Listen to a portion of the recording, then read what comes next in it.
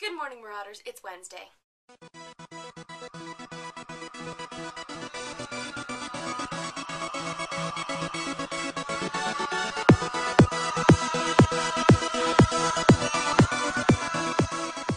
Today's video comes to you in 4 parts. Part 1.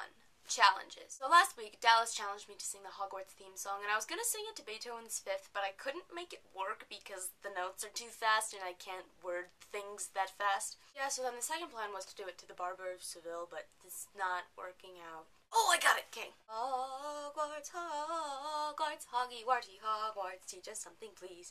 Whether we be old and bald or young with scabby knees, our heads could do with filling with some interesting stuff. For now they're bare and full of therefore death lies and bits of fluff. So teach us things worth knowing, bring back we forgot. Just do your best, we'll do the rest and learn until our brains all rot. Da da da da da da da da da da da. There's not enough words to make it work. Something by Haydn. I can't remember which one it is. You know, I bet it's Symphony number 92 again. It was Movement 4 again, which you guys heard the other week. Part 2, this week's theme, which is LGBTQ awareness. So it's LGBTQ month. If you guys watch the HPA on YouTube, they've done a lot of videos, especially, I think her name, Lauren. She makes videos on Fridays, but I'll leave some links in the doobly-doo for you guys to check out. I just like to talk a little bit about my experiences with this community. Throughout high school, I didn't know a lot of gay people. Like, I think I knew one person who was gay. And if other people were gay, I just didn't know it because I was very naive and oblivious to things. And then all of a sudden, when I got to university, it just sort of exploded. Like, suddenly so many more people were gay. I'm not meaning this in the bad way, it's just that something I was a little bit unused to. I'm not saying I'm against it at all.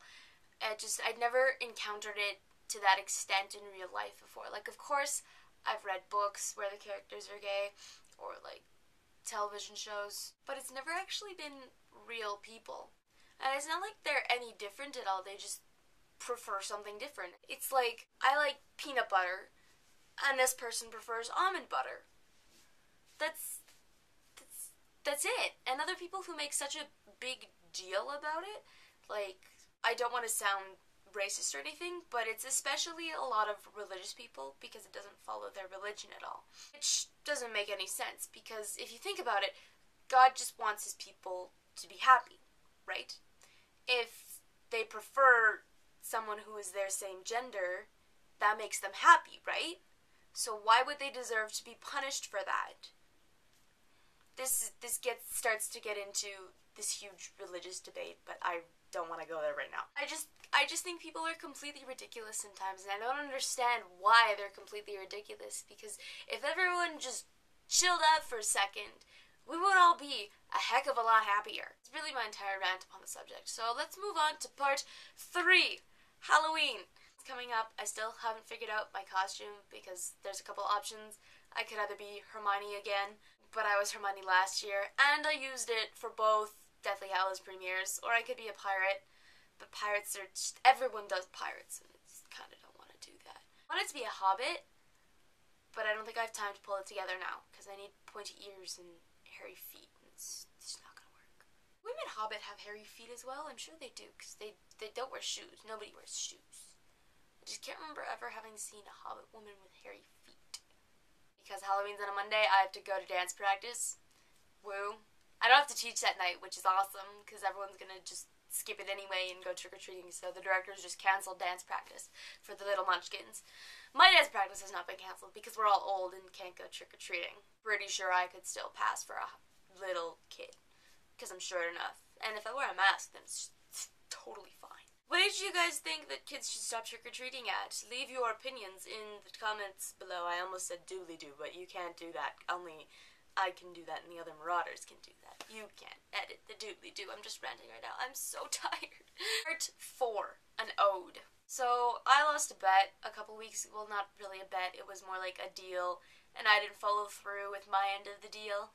So I have to make an ode to my best friend, Ian Rachko. And you guys have met him before. And I talk about him a lot.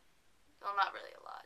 I just want him to know, because he never seems to believe me when I tell him, that he is the most wonderful person on the face of the planet, the complete and utter gentleman, completely passionate about what he does.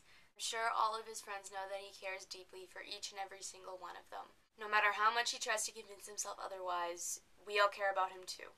And especially me, Ian. I care about you a lot. And I know you think that I just agree to your projects because I want to stop you annoying me, but that's not the case. I want to do these projects because I care about you and I really appreciate how much work you put into these things sometimes. So thank you, Ian, for being my friend and always being there whenever I needed to rant at you or talk to you about silly and ridiculous things. I hope you remember that I will always be here if you need to talk to me about things, whether if they're working on our current project or other completely silly things, or you want to talk about something that's serious. There are lots of people that would do that for you, so never forget that. And remember that I love you very much, and lots of people here love you very much as well. Girls, I also love you too very much, and Kylie, I will see you tomorrow. Bye-bye.